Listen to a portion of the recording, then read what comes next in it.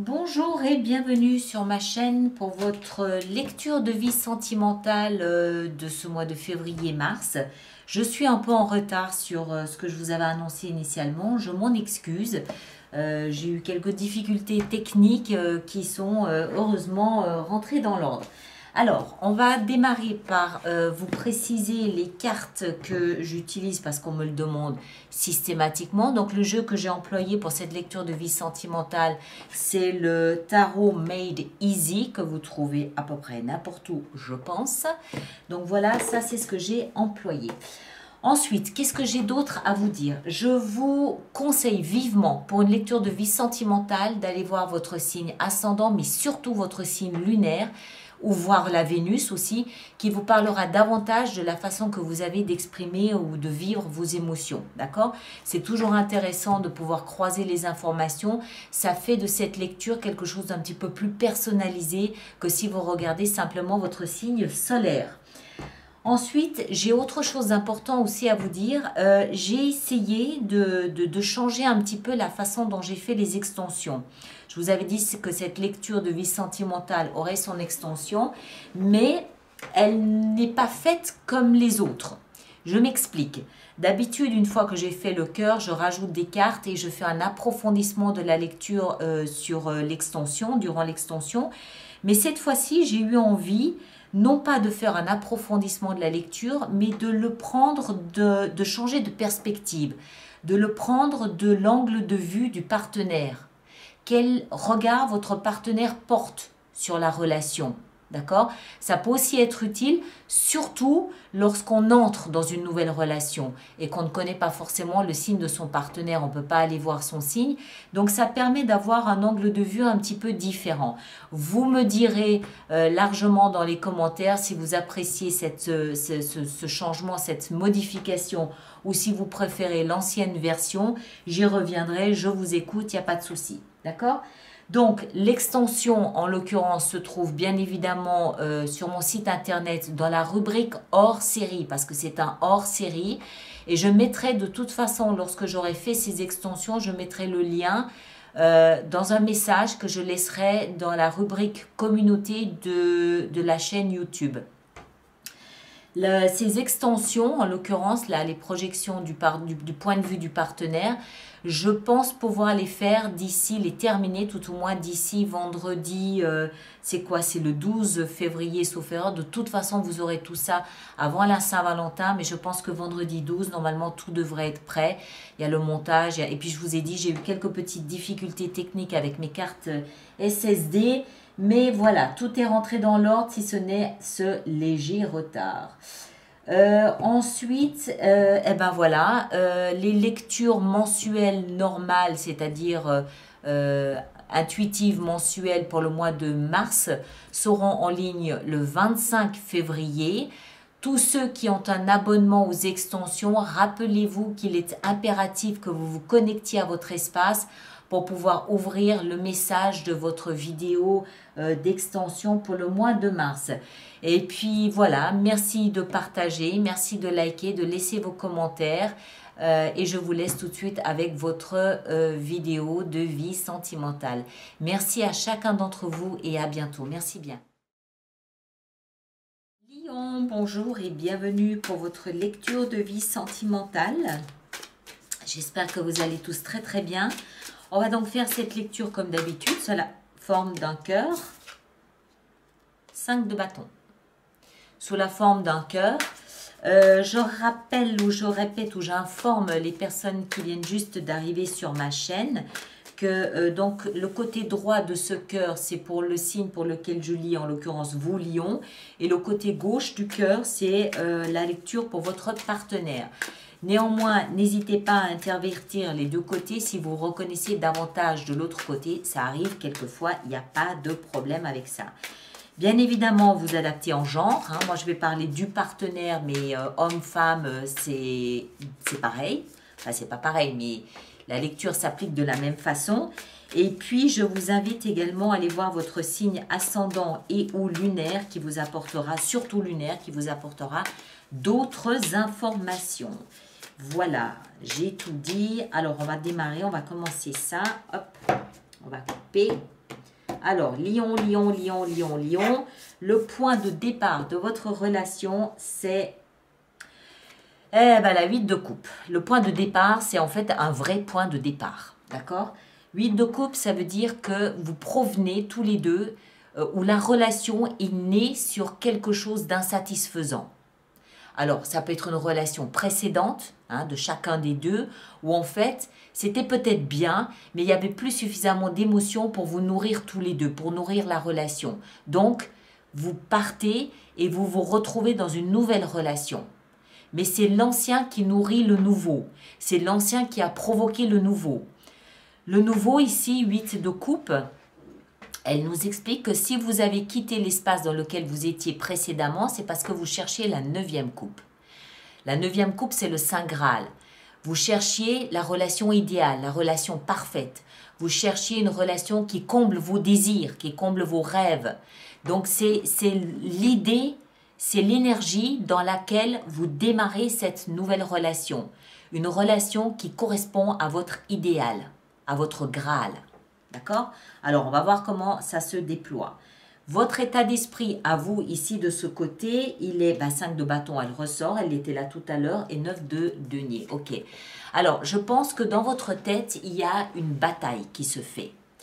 Il y a une petite bataille qui se fait entre garder votre célibat, garder votre confort de vie actuel, votre autonomie, votre indépendance, votre liberté, d'une manière générale, ou au contraire, entrer dans une nouvelle relation. D'accord? Il y a un petit conflit ici dans votre tête de j'y vais pas, j'ose pas. Qu'est-ce que je veux? Est-ce que je veux être seule? Est-ce que je veux être en couple? Est-ce que je suis sûre de vouloir être en couple?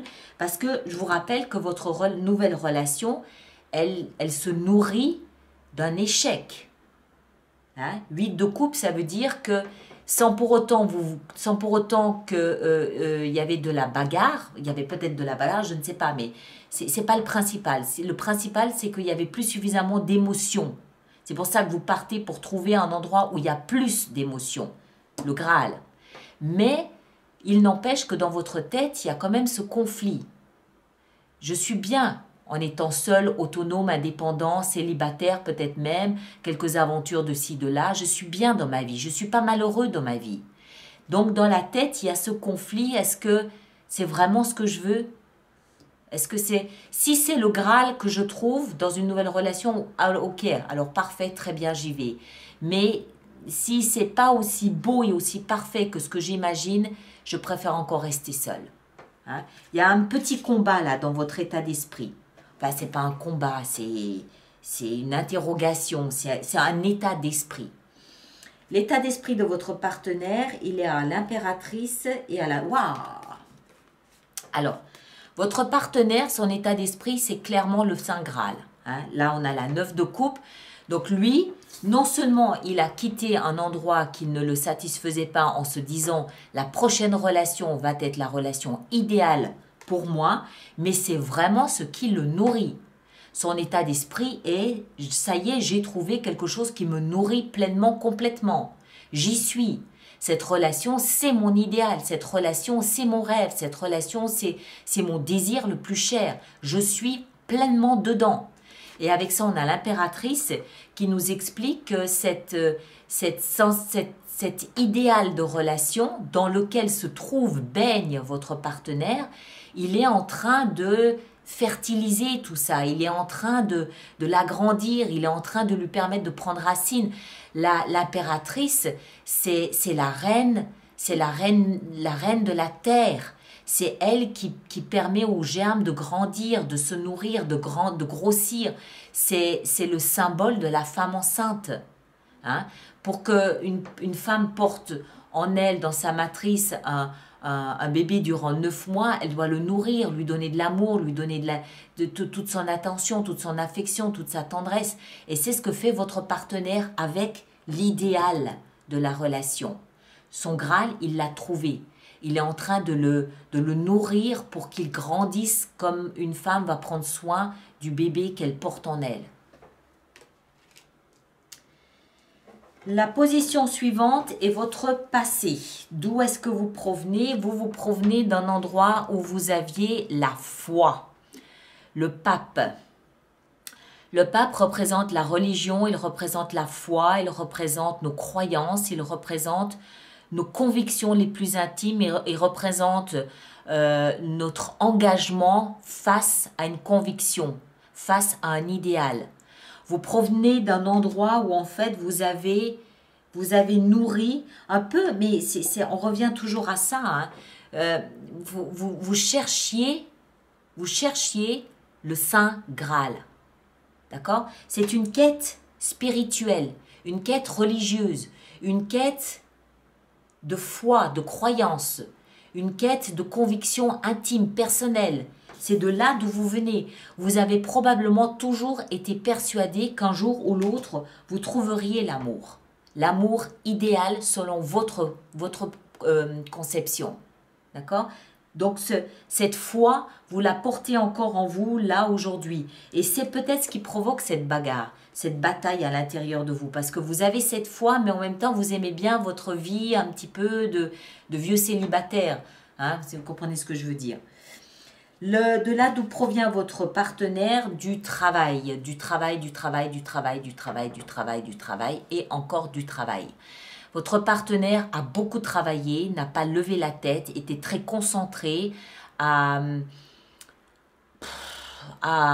faire briller sa vie, à travailler sur lui probablement aussi, à faire du développement personnel. Peut-être qu'il a effectivement travaillé concrètement, matériellement pendant des années, sans trop faire attention à sa vie sentimentale, sans trop se pencher sur les aspects de sa vie sentimentale. C'est quelqu'un qui était très concentré sur son quotidien. Ensuite, la position suivante, c'est les actions que vous engagez. Vous avez le roi d'épée avec le chevalier de bâton. Alors, il y a beaucoup d'actions dans ces deux énergies. Le roi d'épée, déjà pour commencer, nous montre que vous entreprenez quelque chose dans la communication. Vous cherchez à communiquer avec votre partenaire, vous lui écrivez peut-être des lettres, vous êtes peut-être à 10. Je pense que vous êtes à distance de votre partenaire parce qu'on a le chevalier de bâton qui, lui, nous parle d'étrangers. Hein? Donc, vous devez peut-être être séparé de votre partenaire. Vous avez cette maturité d'esprit, vous êtes peut-être plus âgé aussi que votre partenaire et vous avez cette maturité mentale où vous savez qu'il faut communiquer, donc vous n'hésitez pas à lui parler de vos émotions, vous n'hésitez pas à lui parler de vous, de votre histoire, de votre vie. Vous êtes peut-être aussi en train de projeter quelque chose avec votre partenaire, de projeter un avenir commun, de projeter votre vie ensemble, vous faites peut-être des plans. Vous êtes très mental, c'est-à-dire que vous voulez échanger avec votre partenaire ce qu'il y a dans votre tête. Hein? C'est-à-dire vos pensées, vos désirs, tout ça. Vous voulez beaucoup communiquer avec votre partenaire. Vous savez que c'est important. Et vous voulez communiquer sur quoi? Sur la passion qui vous anime, sur ce feu qui vous anime. Vous êtes avide de partager avec lui, de l'emmener sur votre terre à vous, de l'emmener sur votre terrain de jeu à vous. Vous ne tenez pas en place. Vous aimeriez qu'ils vous suivent partout. Encore une fois, il y a cette notion d'étranger. Vous voulez peut-être aussi voyager, vous voulez découvrir des choses avec votre partenaire. Et c'est là-dessus que vous partagez, que vous communiquez tout ça. L'action engagée par votre partenaire, c'est la reine de bâton et la force. Waouh! Alors, waouh, homme ou femme, hein, rien à voir, hein, encore une fois. Hein. Ces deux cartes ensemble sont d'un rayonnement solaire pas possible. Votre partenaire, je pense, souhaite briller à vos yeux. Il ou elle est en train de prendre grand soin de son apparence, de se soigner, de vraiment prendre soin de son image, pour pouvoir rayonner le plus possible, pour pouvoir être remarquable. Voilà, votre partenaire est en train de travailler. On l'a vu, hein, c'est quelqu'un qui est habitué à travailler, à peaufiner, à vraiment astiquer les angles de sa personnalité. Et c'est quelqu'un qui travaille actuellement beaucoup à son rayonnement personnel. C'est quelqu'un qui veut que vous le remarquiez. C'est quelqu'un qui veut avoir cette espèce de magnétisme, cette espèce d'aura solaire qu'on ne peut pas ne pas remarquer. C'est quelqu'un qui veut se montrer très fort, qui veut se montrer digne de confiance, qui veut se montrer puissant, mais pas pour la puissance en elle-même. Puissant pour que vous puissiez vous l'admirer. C'est quelqu'un qui a besoin d'être admiré, qui a besoin d'être reconnu. En même temps, bon, ouais, vous êtes vraiment son idéal de relation. Donc, c'est quelqu'un qui veut que vous compreniez que vous ne trouveriez pas mieux que ce partenaire-là. Il est tellement, homme ou femme, c'est quelqu'un qui a tellement de charme, qui a tellement de rayonnement, qui a une aura qui brille à des kilomètres que vous ne pouvez pas espérer mieux. C'est quelqu'un qui est vraiment en train de construire une confiance en lui ou en elle qui doit se voir à l'extérieur. Hein, c'est quelqu'un qui veut vraiment, encore une fois, que vous le remarquiez et que vous l'admiriez. La carte suivante, c'est le conseil qui vous est donné. Alors, à vous, ben, c'est tout simplement de faire confiance au temps. La roue de fortune. La roue de fortune nous explique que ça ne sert à rien de précipiter les choses, le temps travaille pour vous. Le temps est votre allié. Cette relation, c'est le destin qui s'est mis en marche. Et à partir du moment où le destin s'est mis en marche, c'est comme la vie, c'est comme la nature. Il y a un cycle.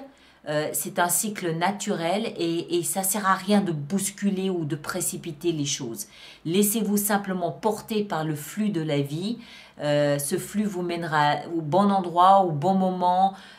Voilà. Il y a aussi ici quelque chose d'important, c'est qu'il faut comprendre que, comment dire ça, il n'y a pas de notion de temps. Le temps est juste, quel que soit le temps. D'accord? Donc, ce n'est pas ni trop tôt ni trop tard. Si vous vous interrogez ici sur le est-ce que je dois y aller, est-ce que je dois attendre, est-ce qu'il me faut un peu plus de temps ça n'a aucune importance. Le temps est juste. À partir du moment où le destin se mêle de votre relation, le temps est juste. Le destin ne se met en route que quand c'est le bon moment, sinon il ne le fait pas. D'accord? Donc, faites confiance au destin, faites confiance au message que vous recevez, faites confiance au temps. Si vous comprenez que c'est le bon moment, c'est que c'est le bon moment, c'est tout. D'accord? Le conseil donné à votre partenaire, la tempérance.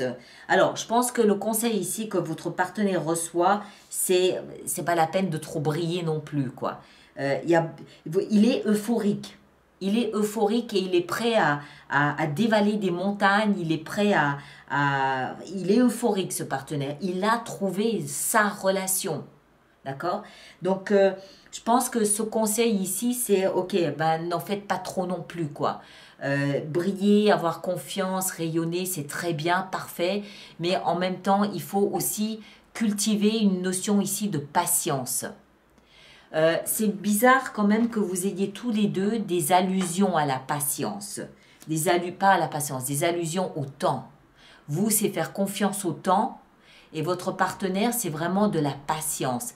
J'ai l'impression que votre partenaire aurait peut-être envie de brûler les étapes. Et que, voyant que ça ne se concrétise pas aussi vite qu'il l'espérait, veut peut-être en rajouter une couche. Veut peut-être rajouter une couche de brillance sur son image. Et là, non, c'est bon. C'est bon, stop. Il faut équilibrer toutes choses. L'harmonie et l'équilibre est nécessaire dans toute chose. De la patience, ça c'est doucement, tranquille. On lève le pied, d'accord? Et puis l'issue vraisemblable de la relation à ce stade, c'est de la légèreté, d'accord? Légèreté, pour moi, ici, ce que ça signifie aussi, c'est profiter de ce que la vie vous apporte. Profiter de chaque instant, profiter de chaque moment passé avec des amis, profiter de chaque moment passé à échanger, pardon, avec vos amis, jouissez de la vie, jouissez des bonheurs et des bienfaits de la vie. Pardon. Ça n'est pas la peine de vous précipiter dans ce que vous êtes en train de vivre. Encore une fois, on a cette notion de timing. Le temps, le timing, le temps est juste.